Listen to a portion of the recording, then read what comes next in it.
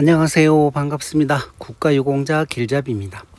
이번 시간은 월남 참전하셨던 분들 고엽제와 관련하여 고엽제 질병은 또 어떤 것이 있는지 하는 내용들을 알아보는 시간입니다. 이 앞전 영상으로 제가 고엽제 후유 의증 질병과 관련해서 어떤 질병들이 있는지, 그리고 그 질병별로 얼마나 많은 분들이 등급자로 등록되어 있고 등급 기준 미달되었는지 하는 내용을 살펴보았습니다. 이번 시간은 고엽제 후유증입니다. 아마 지금도 많은 분들이 왜 정부에서는 고엽제면 다 똑같은 고엽제고 월남 참전을 했으면 똑같은 월남 참전을 한 군인들을 왜 고엽제 후유증과 고엽제 후유의증으로 나누느냐 하시는 분들이 정말 많습니다. 물론 정부 입장에서나 아니면 제 개인적인 입장에서는 모든 분들에게 똑같은 동일한 혜택을 드렸으면 하는 제 개인적인 바람입니다만, 이 월남 참전하셨던 분들도 다 아시겠죠. 다 아시겠지만 고엽제와 관련해서 얘기가 나왔던 곳도 미국이고, 미국에서 이 고엽제와 연관된 질병이 있다 하여 월남 참전 미국 군인들에게 이제 보상을 해준 게 고엽제와 직접적인 연관이 있는 질병들은 고엽제 후유증. 그러나 미국에는 없는 고엽제 후유의증을 대한민국에서는 따로 만들어서 고엽제와 직접적인 연관은 없지만 그래도 월남 참전하셨던 분들에게 여러 가지 고엽제와 연관된 질병들이 있다 하여 고엽제 후유의증으로 기준을 삼고 그 기준에 맞춰서 등급, 그러니까 경도장애, 중등도장애, 고도장애라고 해서 지금 여러 가지 보상금과 혜택을 드리고 있습니다. 그러니 이런 내용들은 참고하시고 계속해서 또 고엽제 후유의증이 고엽제 후유증으로 전환되고 있습니다. 아마 지금 많은 분들이, 그러니까 많은 분들이 아니죠. 이 고엽제 후유증 질병 중에서 가장 많은 등급자를 가지고 있는 질병이 허혈성 심장 질환입니다. 그런데 이 허혈성 심장 질환 또한 2012년 이전에는 고엽제 후유의증이었습니다. 그러던 게 역학조사를 마치고 나서 2012년부터 고엽제 후유증으로 전환이 된 내용입니다. 그리고 또 아시는 분들은 아시겠지만 불과 2년 전에도 방광암 등 4가지 질병이 고엽제 후유증에서 고엽제 후유증으로 전환이 되었습니다. 앞으로 또 고엽제와 관련된 역학조사가 끝나면 얼마나 많은 고엽제 후유증 질병이 고엽제 후유증으로 전환될지는 모릅니다. 그래서 가능하면 제가 하는 얘기는 고엽제와 관련된 질병이다 하면 그 질병이 고엽제 후유증이든 고엽제 후유의증이든 우선 국가보건부에 등록을 하라고 하는 내용입니다. 자, 이번 고엽제 후유증과 관련된 이 자료 출처부터 먼저 확인하고 더 상세한 내용을 살펴보겠습니다. 자료 출처는 국가보건부 정보화 담당관실에서 나온 자료를 제가 그대로 보여드리는 것입니다. 자, 여기 이렇게 상세한 현황표가 나옵니다. 고엽제 후유증과 고엽제 후유의증 질병별로 모두 표시가 되었고, 이 기준은 2026년 6월 말 기준으로 나왔습니다.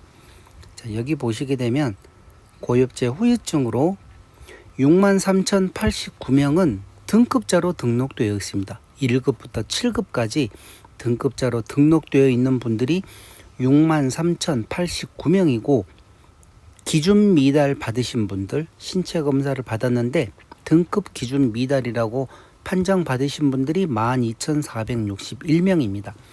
이 앞전 시간에는 제가 고엽제 후유의증에 대해서 설명해 드렸고, 여기 보시는 고엽제 후유증 2세 환자도 있습니다.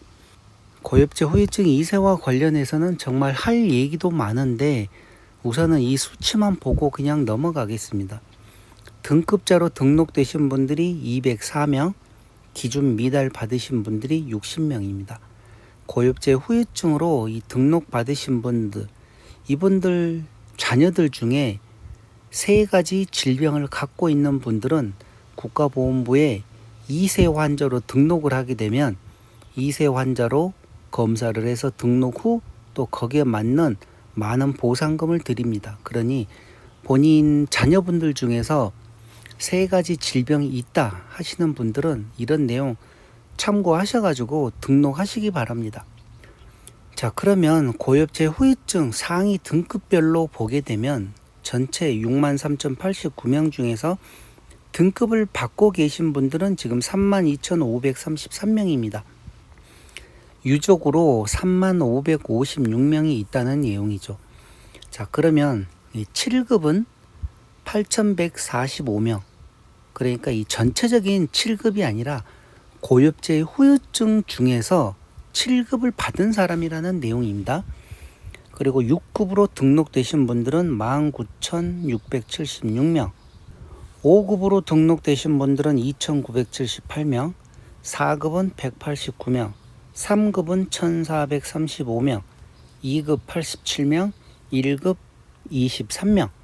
그러니까 고엽제 후유증, 제가 이제 잠시 후에 불러드릴 그 여러 가지 질병들을 가지고 1급부터 7급까지 판정을 받으신 분들이 32,533명이라는 내용입니다. 자, 그러면 여기 고엽제 후유증입니다. 등급자 중에서 방금 얘기한 32,533명은 그러면 어떤 질병으로 몇 명의 등급자를 가지고 있는지, 또 등급 기준 미달은 몇 명이나 되는지 이 내용을 살펴보시기 바랍니다. 제가 예를 들어 비오지킨 임파선암 그리고 290명이 등급자로 등록되어 있습니다. 그러면 이 아래에 있는 숫자는 등급 기준 미달자라고 보시면 됩니다. 연조직 육종암 124명은 등급자로 등록되어 있습니다. 염소성 여드름 87명이 등급자로 등록되어 있고, 말초신경병 2,367명이 등급자로 등록되어 있습니다. 만발성 피부 포르피른증은 지금은 없습니다.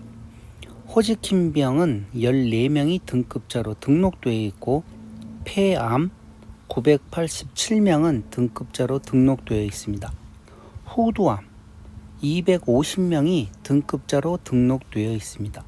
기관암은 1명이 등급자로 등록되어 있고, 다발성 골수종 44명이 등급자로 등록되어 있습니다. 전립선 암으로는 3,558명, 그러니까 월남 참전하셔가지고 고엽제 후유증으로 등록되신 분들 중에서 전립선 암을 가지고 계신 분들이 이렇게 3번째 순위를 차지하고 있습니다. 잠시 후에 첫 번째는 허혈성 심장질환, 2번째는 당뇨병, 3번째로 이 전립선 암을 많이 갖고 계십니다. 그래서 제가 나중에 또 이 전립선 암과 관련해서 영상도 만들어 드릴 테니 그런 내용들 꼭 참고 한번 해 보시기 바랍니다. 버거병은 82명이 등급자로 등록되어 있고, 당뇨병 보이시죠? 6,353명이 당뇨병으로 등급자로 등록되어 있는데, 등급자보다도 더 많은 7,126명은 등급 기준 미달자로 되었습니다. 제가 이런 당뇨병과 관련된 내용을 보면 참 저도 가슴이 아픕니다. 왜 그런가 하면 제가 당뇨병과 관련해서 영상을 약 한 40개 정도를 만들어 드린 것 같은데, 그 영상들을 차근차근 보시면 대부분 다 알 수 있는데 그런 영상들을 깊게 안 보시는지 많은 분들이 그와 관련해서 질문들을 많이 해 주십니다. 이 고엽제와 관련해서 당뇨병으로 등급을 받으시려고 그러면 우선 당뇨 합병증으로 인한 신장이 어느 정도 손상이 되었다 하면 피검사, 그러니까 혈액 검사를 하게 되면 혈중 크레아틴 검사를 해야 됩니다. 그렇게 해서 혈중 크레아틴 수치가 1.5 이상을 넘어가게 되면 7급에 해당되고, 1.8부터 3.0까지는 6급 이항에 해당됩니다. 3.0을 넘어가면 5급에 해당되는데, 각각 이런 영상들을 많이 설명해 드리고, 또 한 번만 검사해서는 안 된다. 2주 간격으로 최소한 2번 이상을 검사해서 신청을 해야 된다.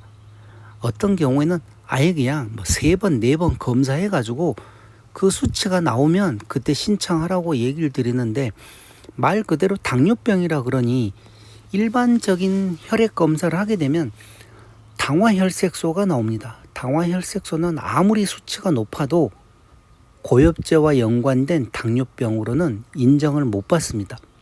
당뇨 합병증이 아니기 때문에. 그리고 눈과 관련해서, 망막과 관련해서도 어느 정도 장애가 있다 하는 경우에 또 당뇨병으로 등급을 받으실 수 있습니다.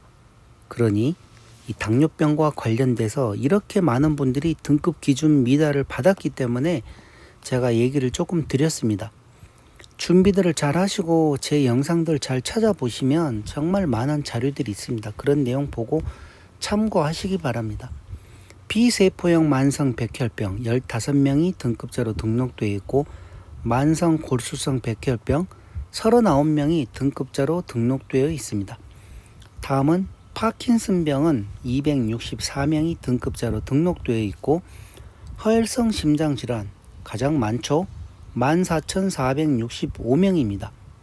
그리고 1,868명이 등급 기준 미달 받았습니다. AL 아밀로이드증은 4명이 등급자로 등록되어 있습니다. 침샘암 5명이 등급자로 등록되어 있고, 담낭암, 담도암 예를 들어 112명이 등급자로 등록되어 있습니다. 기타로는 3,472명이 등급자로 등록되어 있습니다. 그리고 유족으로 30,556명이 고엽제와 관련돼서, 그러니까 고엽제 후유증이죠. 고엽제 후유증 유족으로 등록되신 분들입니다. 자, 여기서 이제 고엽제 후유증을 갖고 계시면서 자녀분들에게 만약에 이와 관련된 질병이 있다 하면 꼭 국가보건부에 등록 신청을 한번 해보시기 바랍니다. 무슨 내용인가 하면 2세 환자 척추 이분증이라고 있습니다. 은폐성 제외한 분들 19명이 등록되어 있고, 2세 환자 하지마비 척추병변, 그러니까 똑같은 척추 이분증인데 은폐성을 제외한 척추 이분증이냐, 아니면 하지마비 척추병변이냐, 아니면 말초신경병을 가지고 있느냐, 여기에 따라서 이 3가지 질병을 만약에 자녀분들이 가지고 있다 그러면 병원 기록들 다 준비하셔가지고 국가보건부에 등록 신청을 한번 해보시기 바랍니다.